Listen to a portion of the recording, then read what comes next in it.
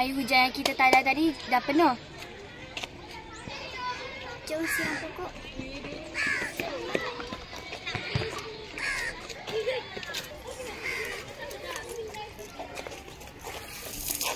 Jom kita gunakan air hujan tadi untuk basuh tangan.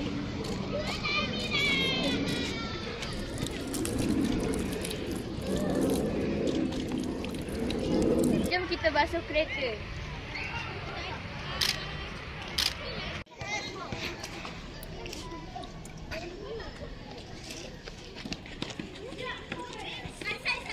Kesimpulannya, kita boleh menjimatkan air dengan menadahkan air hujan. Jom jimat air. Bye.